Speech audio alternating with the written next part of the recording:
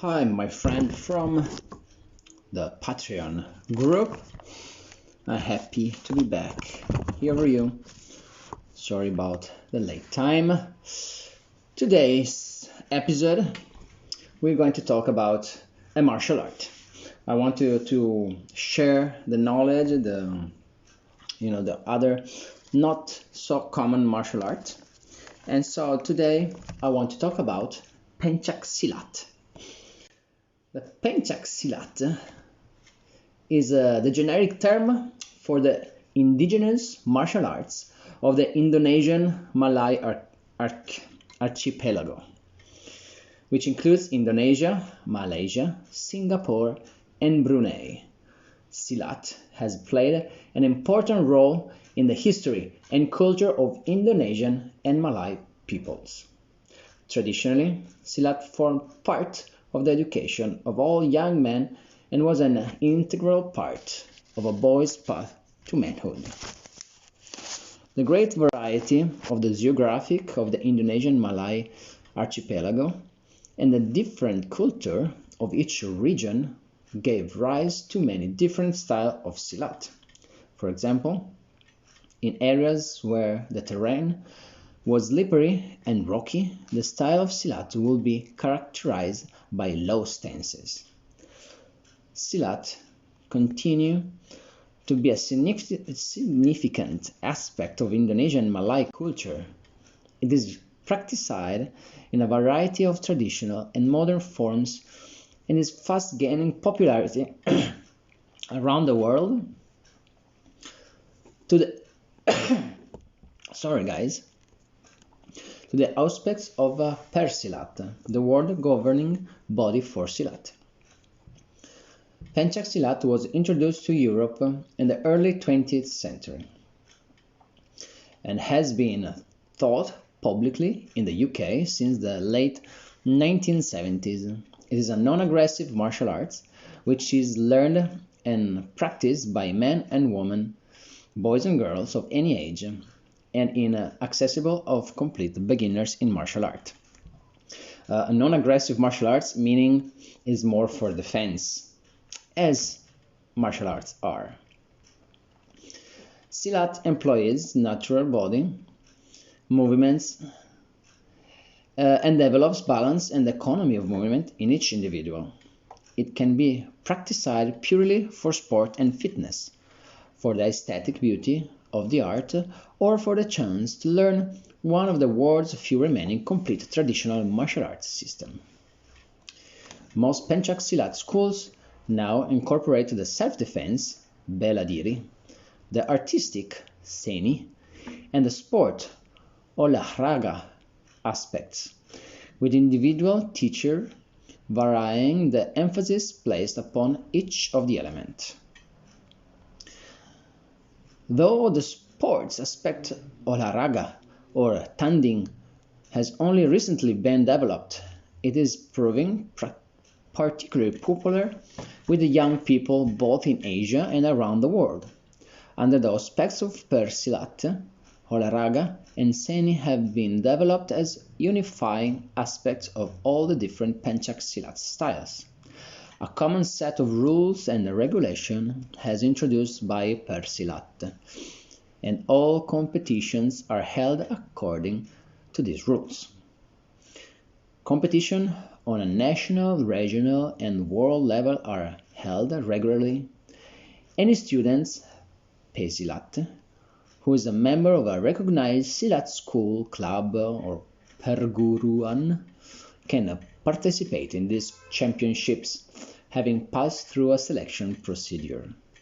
Silat enhances and strengthens self-awareness, self-discipline, integrity, responsibility, loyalty, and cooperation among its practitioners. When taught by a qualified teacher, it offers an opportunity for students to develop physically, mentally, morally, and spiritually.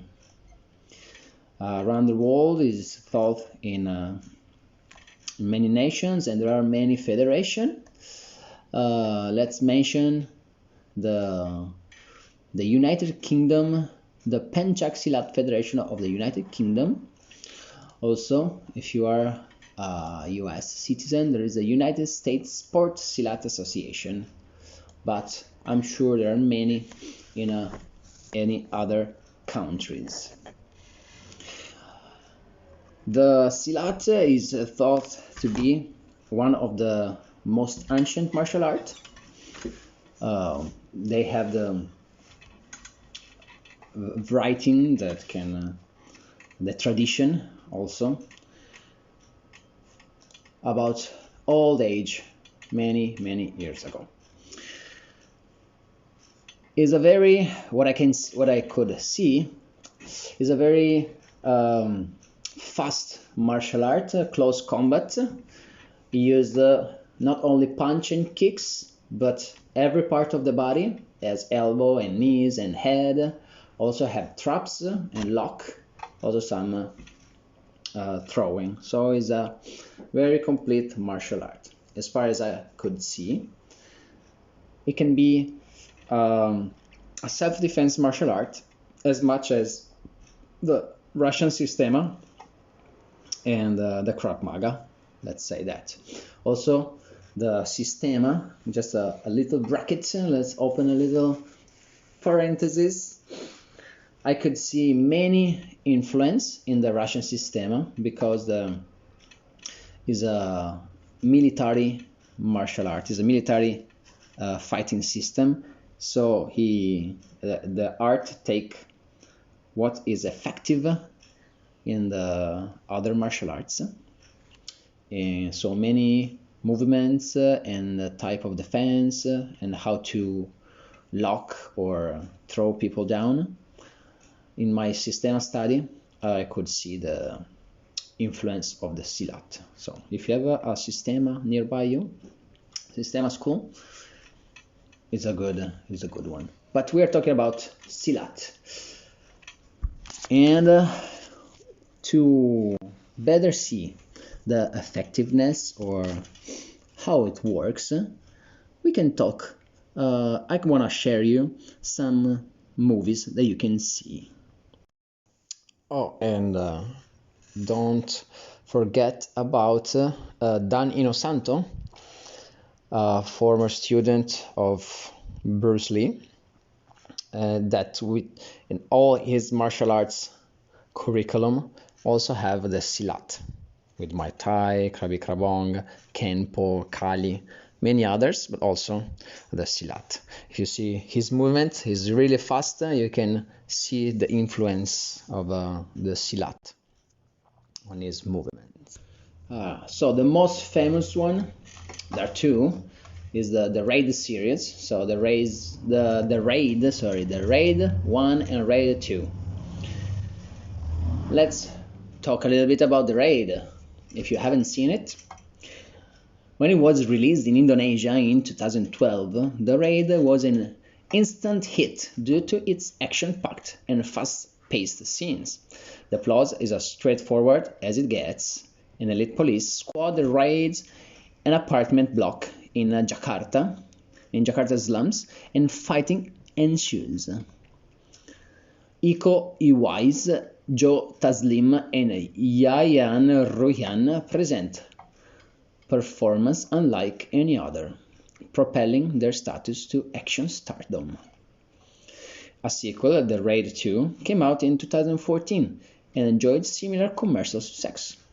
Compared to the first movie, the sequel has a more dramatic storyline and features various parts of Jakarta. The Raid 2 marked the debut of Concept Arif, the Cecep Arif Rahman, an internationally renowned Pencak Silat practitioner. They're really good. You can see the Pencak at work. But also Hollywood saw it and he wanted a little piece. John Wick Chapter 3 Parabellum.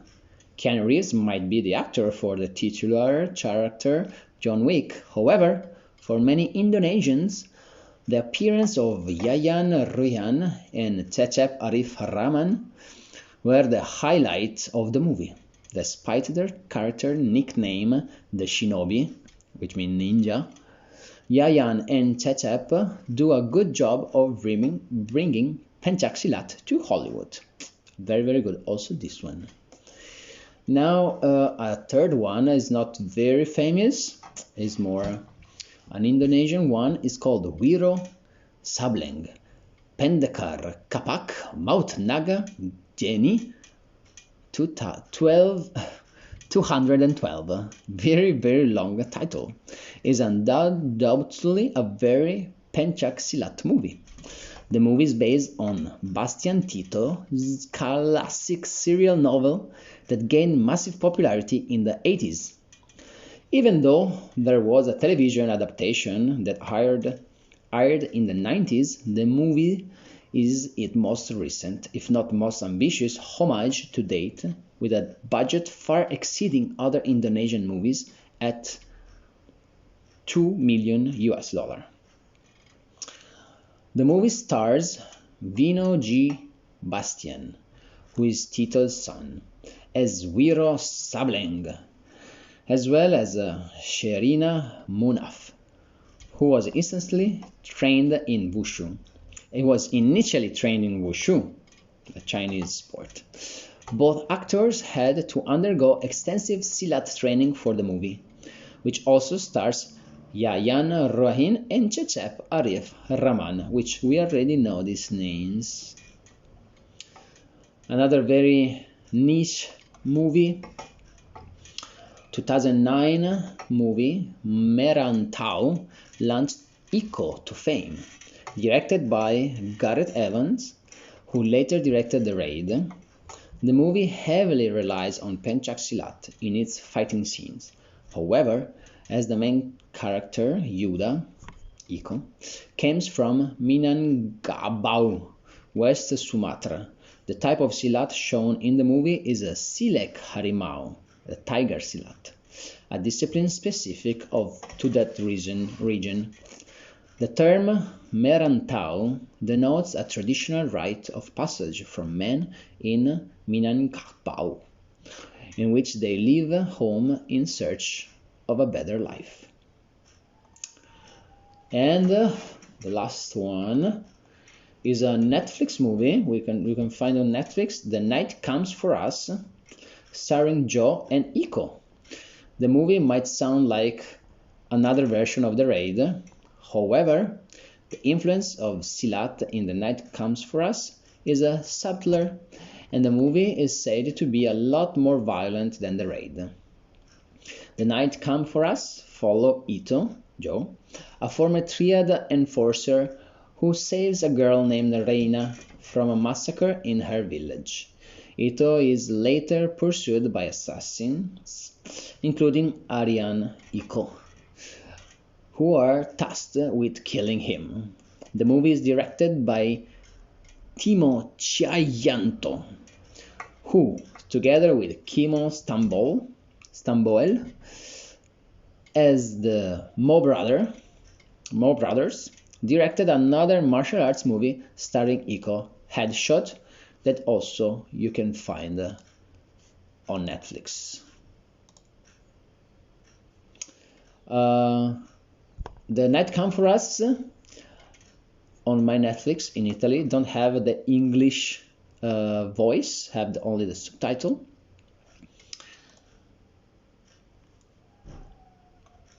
And also Headshot, I'm not sure about that.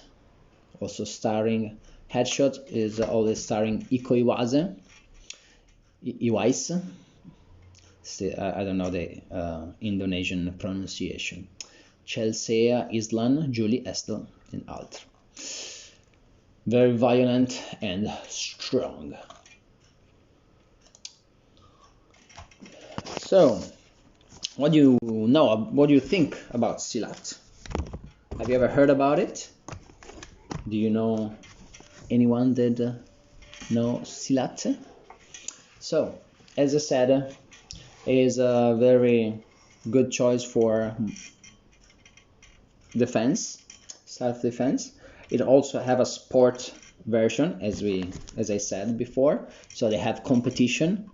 So if you don't want to do, or if there is no MMA or boxing or you want to try something different, There's a Silat sport version with a protection and everything, and they do tournament and things like this. Also the aesthetic version, just for the beauty, for fitness and everything. In as we said, it's one of the old arts, like Shaolin. It's considered one of the most old Chinese martial art, because we know it comes from the Kalaripayattu. We can say the Kalaripayattu and the old version of Silat. That could be the oldest. But I'm sure we're gonna discover many other martial arts. If you come from a country and you know a martial art that is not very known, for example, I heard one. I have to make a research for the African martial art, because it's not very known. An Aborigine from Australia, I know there is a type of martial art that Maori use it. And a Native American martial art. I would like to know if you know anyone of this unknown martial art, or not very known in the public. Just write me. I will do an episode.